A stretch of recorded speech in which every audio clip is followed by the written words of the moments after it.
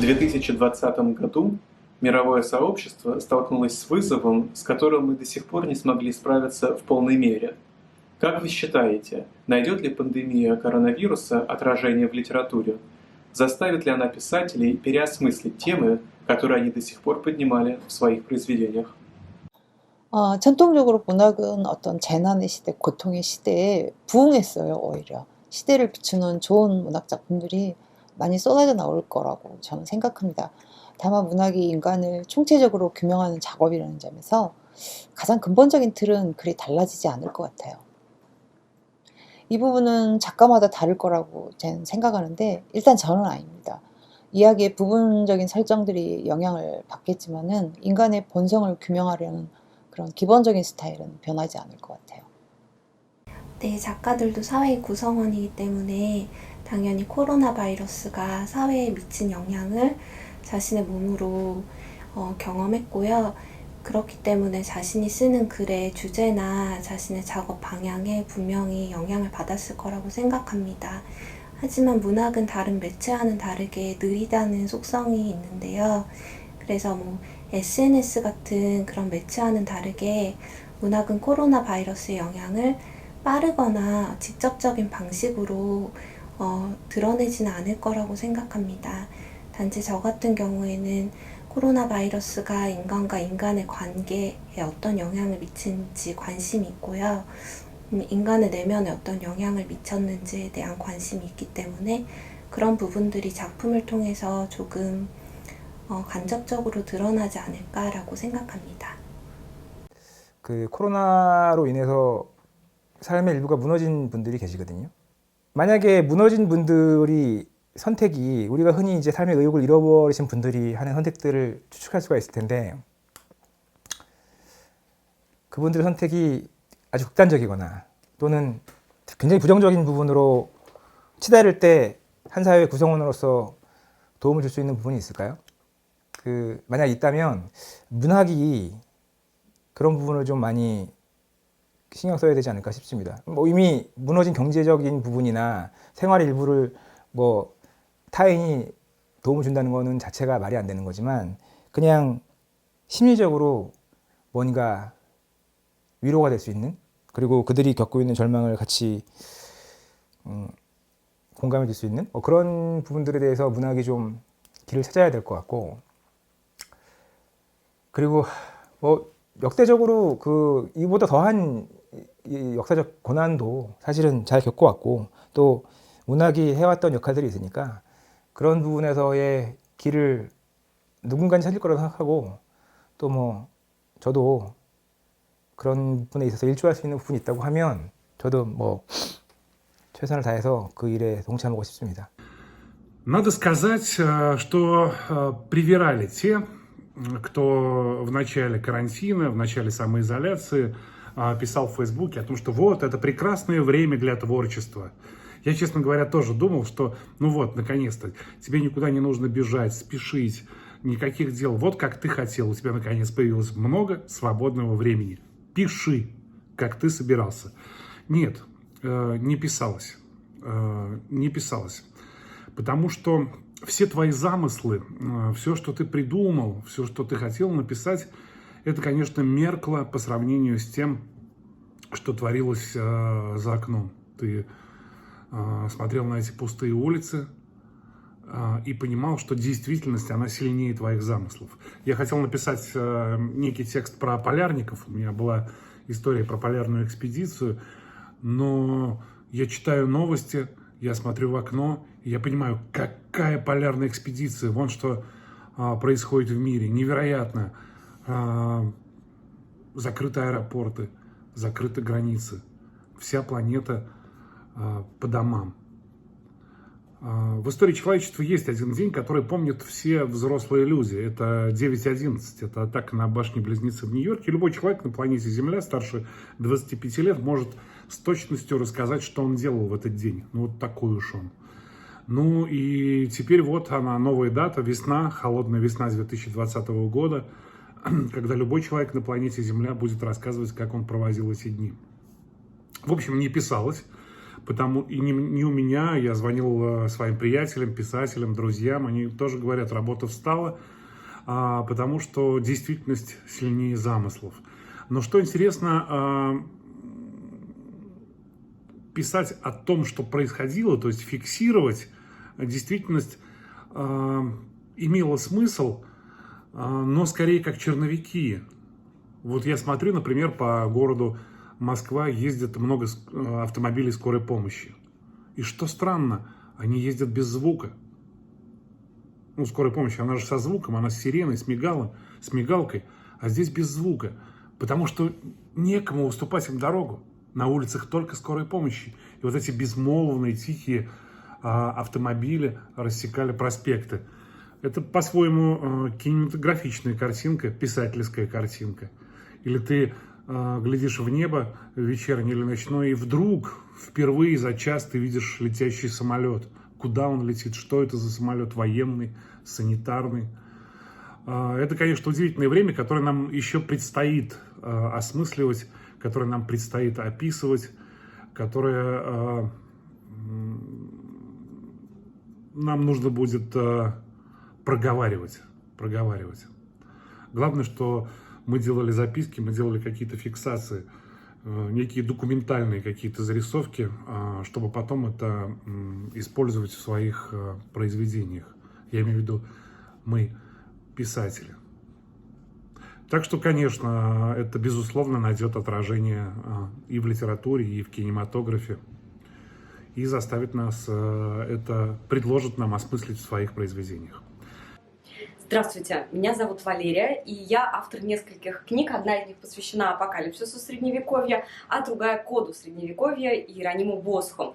И сейчас я хочу немножко порассуждать по поводу того, в каком мире, в какой ситуации мы очутились после известной пандемии коронавируса.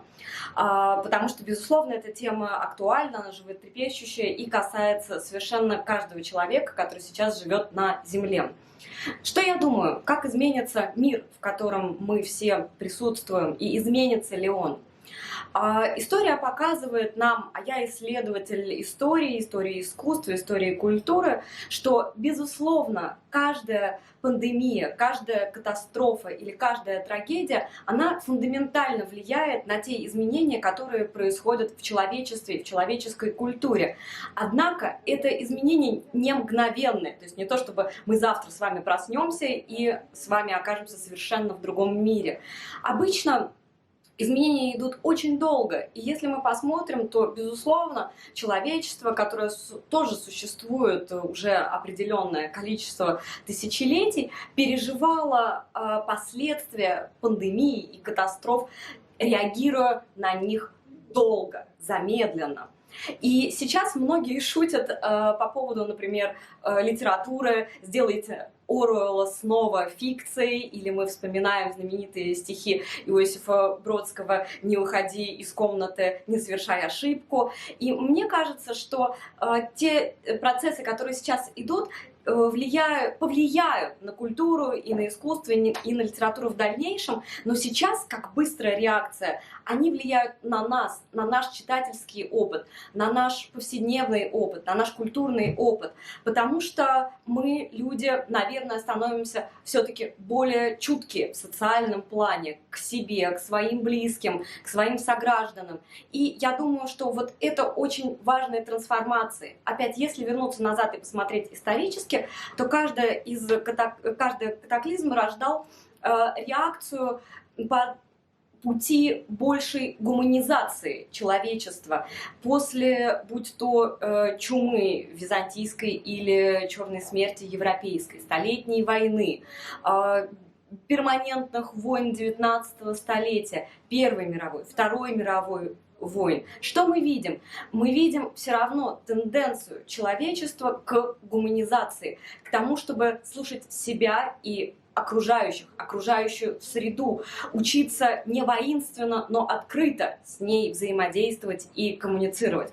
Поэтому я надеюсь, что те изменения, которые будут в нашей литературе, они будут связаны с процессами большей демократизации и открытости общества друг к другу.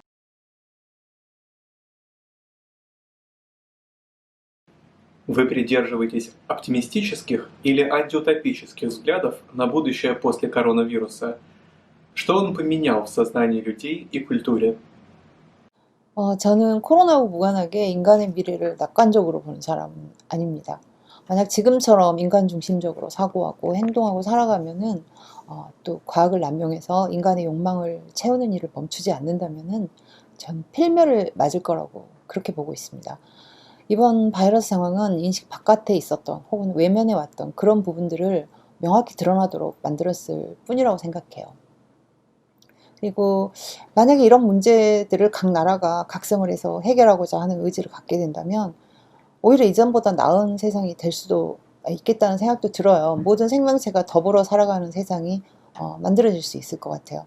이번 팬데믹으로 이제 뉴스 같은 걸 보면 그런 거 나오는데 인간이 활동을 중지하면서 미세먼지 사라지고 또 파란 자연 본래의 하늘이 나타나고 또 숲에 숨어있던 야생동물들이 거리로 나와서 활보하고 이런 어떤 빠른 질서 회복을 보여준 바가 있거든요. 그래서 과연 뭐 진짜 각 나라가 각성해서 그런 결과가 나올 수 있겠느냐라고 묻는다면 제 대답은 단호하게 아니오입니다.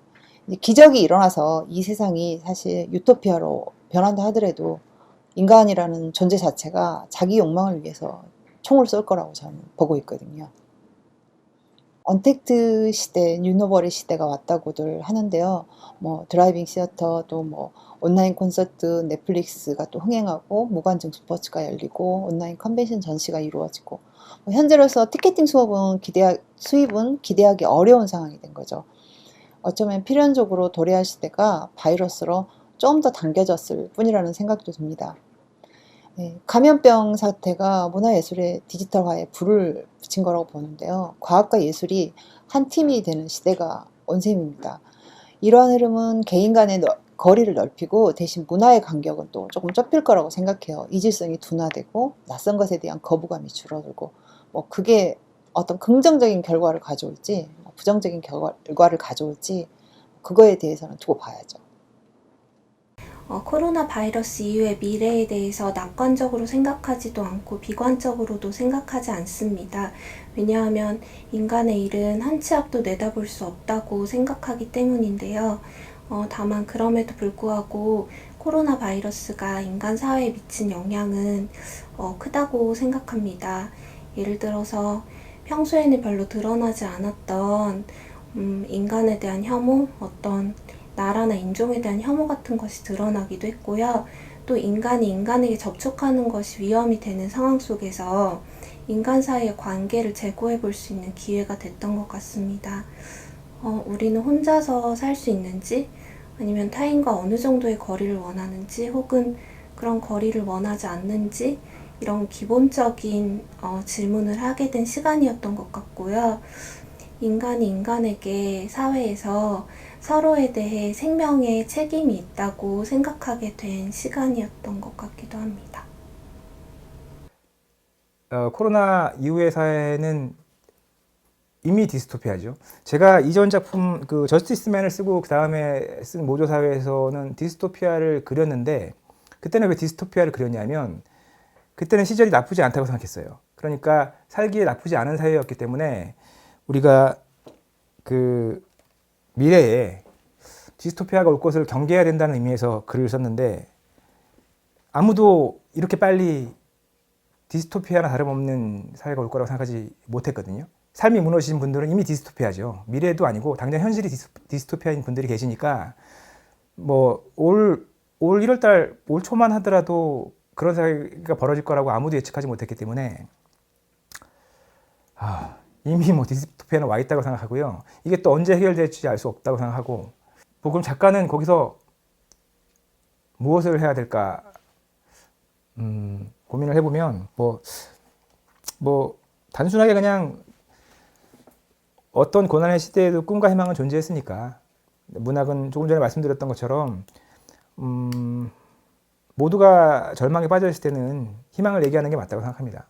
모두가 즐겁게 살 때는 절망에 대해서도 또는 위기에 대해서도 얘기할 필요가 있다고 생각하지만 지금 시대는 그리고 앞으로 한동안은 절망적인 삶이 더 많을 테니까 같이 이겨낼 수 있고 또 당신 곁에 내가 있다고 얘기할 수 있는 얘기들을 글을 통해서 좀 얘기할 필요가 있지 않을까요? 네, 그렇게 생각합니다.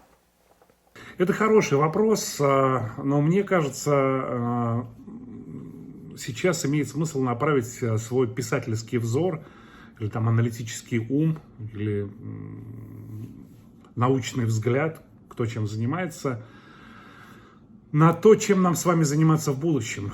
Нам, нашим детям, нашим внукам. Потому что совершенно очевидно, что вот благодаря коронавирусу стало понятно, что довольно скоро очень многие профессии перейдут в онлайн. Обучение, бизнес. Появится много свободных людей. Я не говорю безработных, хотя это тоже может быть проблема. Я надеюсь, что государство так или иначе будет уделять им внимание. Мне больше интересно, чем эти люди будут занимать свое время. Допустим, у них будет некий достаток, доход от государства. Вот как они будут применять свои силы? Человек, что он будет делать? Вот мне кажется, здесь интересно поискать какую-то историю. Какими мы будем? Чем мы будем заниматься? Еще мне интересно поиграть на стыке профессий, потому что очевидно, что в будущем будут важны профессии на грани каких-то, ну, скажем, биология и история, ну, скажем, математика и искусство, живопись, например, ну и так далее. То есть какие-то изобретаться новые профессии. Вот мне кажется, туда нам нужно смотреть. А что касается оптимизма или антиутопии, вот я тут не знаю, я оптимист, надеюсь, что все будет в этом смысле хорошо. А с другой стороны, что мы можем сказать по поводу таких исторических флешбеков? Я занимаюсь исследованиями и Средневековья, и Иеронима Босха, поэтому мой предмет, он вращается вокруг идей апокалипсиса, конца света или представлений как раз-таки о том, как Земля будет претерпевать катастрофу. И в связи тоже с актуальной ситуацией, можем ли мы сказать, что сейчас мы находимся в каком-то эсхатологическом мире, в апокалиптической реальности? Мне кажется, что нет. Я бы сказала, что ситуация коронавируса скорее обострила и оголила те социальные, политические и экономические процессы, которые и так до этого шли, только вот покров сорвался в тот момент, когда мы оказались лицом к лицу с этим вызовом, с этой смертью, с этими экзистенциальными переживаниями. Поэтому искусство, которое я исследую, то, как представлялся конец света, как люди его ждали, как они его изображали, это всегда было связано с тем, что социальные катастрофы оголяют ту экономическую и политическую проблематику, которая есть в определенной культуре. Поэтому я думаю, что и наше искусство далее будет возвращаться к опыту прошлого, переосмысляя его и в попытках найти то уникальное, что мы переживаем здесь и сейчас.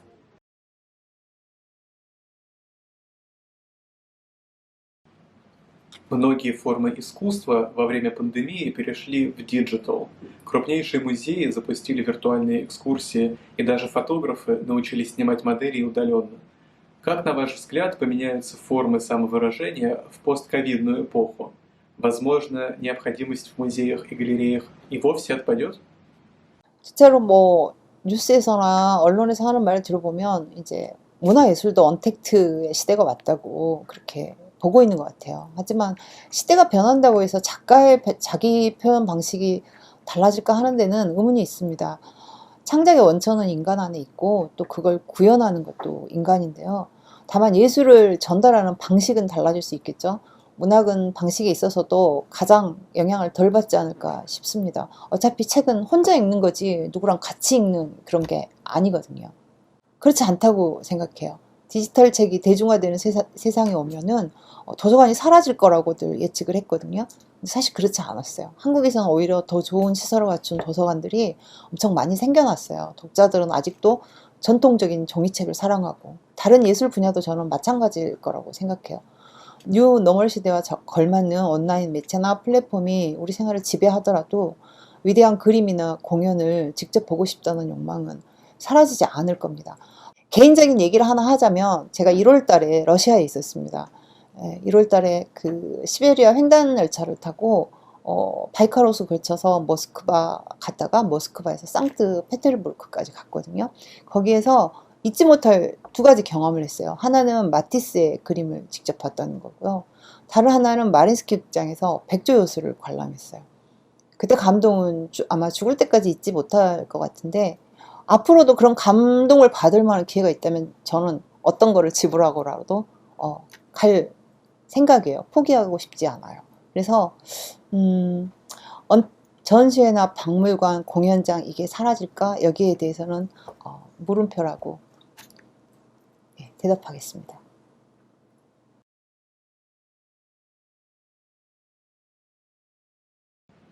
В каком направлении, по вашему мнению, будет развиваться корейская литература в нынешнюю эпоху после коронавируса? Какие проблемы она будет освещать в первую очередь? 저는 이 질문에 어떤 명확한 답변을 드리기가 어렵습니다. 왜냐하면 한국 문학이라고 하더라도 한국 문학의 자장 안에서 너무 많은 작가들이 있고 다 각자의 개성이 드러나는 작품을 쓰고 있기 때문인데요. 그래서 한국 문학의 어떤 큰 줄기로 어떻게 나아갈 것이다라고 이야기하는 것은 어찌 보면 조금 불가능한 일이 아닐까라는 생각을 합니다. 저는 100명의 작가가 있으면 100개의 문학이 있고 1000명의 작가가 있으면 1000개의 문학이 있다고 생각하기 때문인데요. 그렇기 때문에 한국 문학이 앞으로 무엇을 가장 먼저 비출 것인가에 대한 답변도 하기가 어려운 것 같습니다. 아마도 정말 한국엔 다양한 작가들이 있고 그 다양한 작가들이 자신이 하고 싶은 이야기를 자신이 하고 싶은 방식대로 여러 가지 방법으로 할 것이라고 예상하고 있고요. 저는 그것이 문학의 아름다움이라고 생각합니다.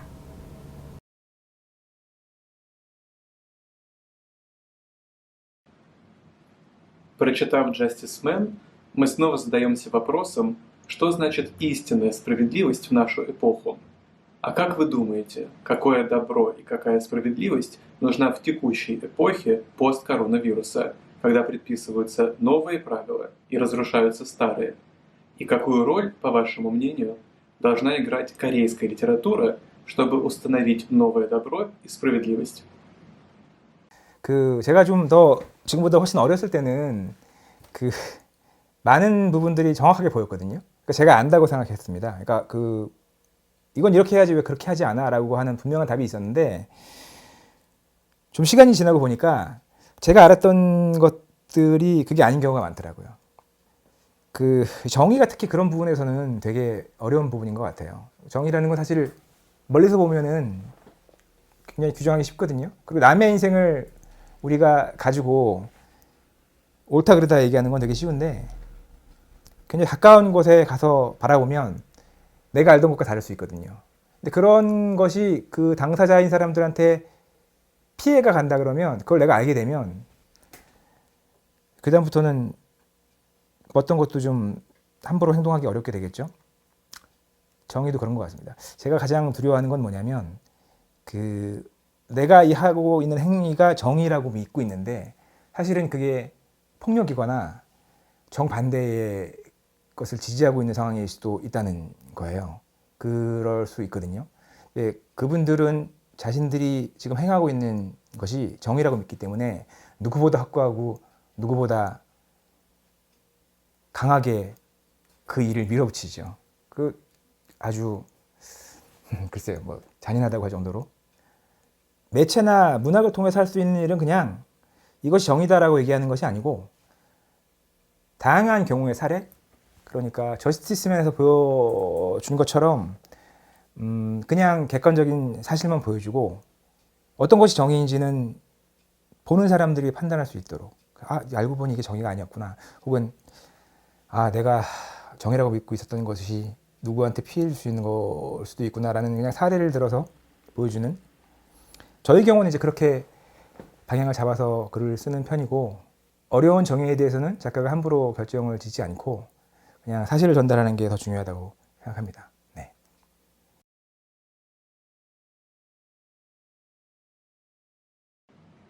«Моменты счастья» — это серия историй о счастливых отрезках жизни самых разных людей.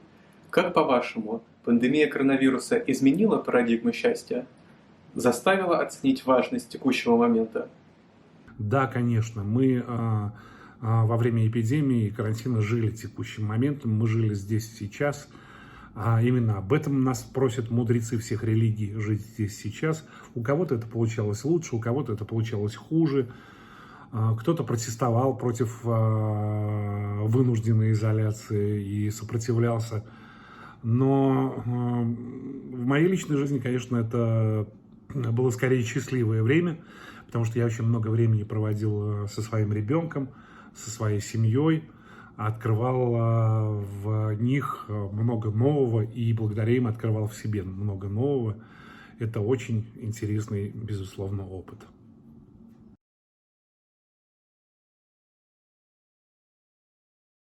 В завершение, какую функцию должна выполнять корейская и русская литература в эпоху посткоронавируса и какую тему следовало бы вместе развивать?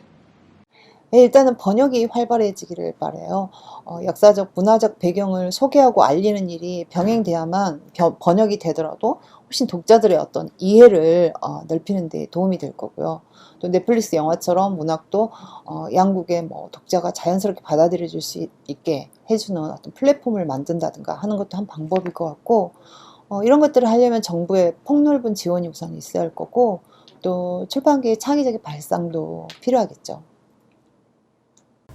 저는 언제나 그렇듯이 문학은 자유라고 생각하고요. 개개의 작가들이 자신이 쓰고 싶은 작품을 자기가 쓰고 싶은 방식으로 쓰는 것이 가장 중요하다고 생각합니다. 그렇지만 그 와중에서도 우리가 코로나 시대에서 볼 수 있었던 인간에 대한 차별이나 혐오 같은 것이 우리 문학 안에 조금 들어와서 우리가 조금 더 그런 부분을 관찰하고 이야기해야 되지 않을까라는 생각은 해보았습니다. 이 어려운 시대에 문학이 할 수 있는 일이 뭐가 있을까요?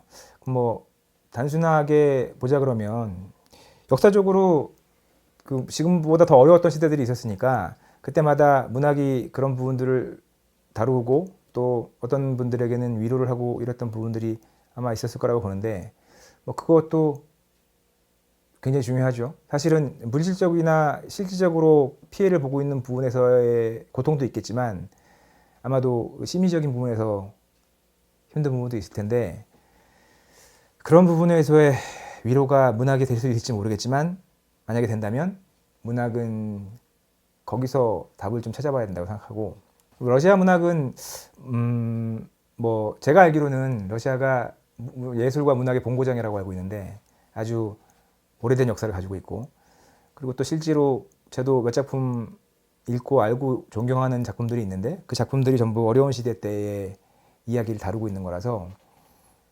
러시아만의 특별한 경험과 이런 것들이 축적되어 있을 거라고 생각이 되거든요. 뭐 저는 그래서 오히려 그 오랜 시간 동안 러시아 문학이 명맥을 이어오면서 그 고난의 시간들을 어떻게 대처하고 독자들, 그 사람들에게 어떻게 도움을 줬는지 궁금합니다. Очень интересный вопрос, потому что совершенно неожиданно у меня есть на него конкретный и четкий ответ. Мой первый полет после пандемии был далеко-далеко из Москвы. Я полетел на остров Сахалин. Дальний Восток, наши дальние рубежи. И вот на этом острове Сахалин, а это, напомню, писательский остров, там жил и работал Антон Павлович Чехов. Аэропорт в Южно-Сахалинске, это столица Сахалина, названа в честь Чехова. Так вот, там меня встретили корейцы. Дело в том, что друзья с Сахалина говорят, если ты хочешь хорошего путешествия, обратись к корейцам. потому что они корейским турфирмам, потому что они более клиентоориентированы. И вот меня действительно встретили корейцы, и, в общем-то, неделю я провел с ними, с сахалинскими корейцами, и это, конечно, удивительная диаспора. Это 50 тысяч человек. 50 тысяч человек, очень немало, это где-то 7% населения Сахалина. Это очень успешная, очень такая сплоченная диаспора.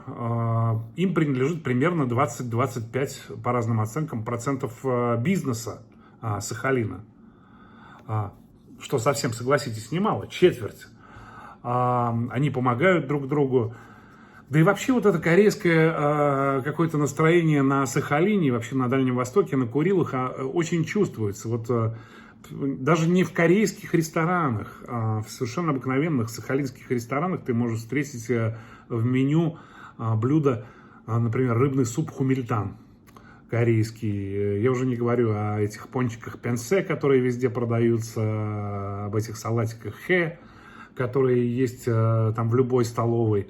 То есть там довольно мощное влияние корейской кухни, корейской культуры, благодаря вот этим самым корейцам, которые там живут они со времен японской оккупации. Там очень интересная, очень сложная история про вот переселение корейцев на Сахалин, про то, как они там пытались выжить, про то, как они там строили диаспору. Вот это все мне рассказывали мои проводники, и это прям уже готовый роман. Это уже очень интересная история, которая будет интересна и русским читателям, и корейским читателям. Вот про эту корейскую диаспору острова Сахалин я бы про них написал, потому что, мне кажется, это очень интересно. Вот такая тема.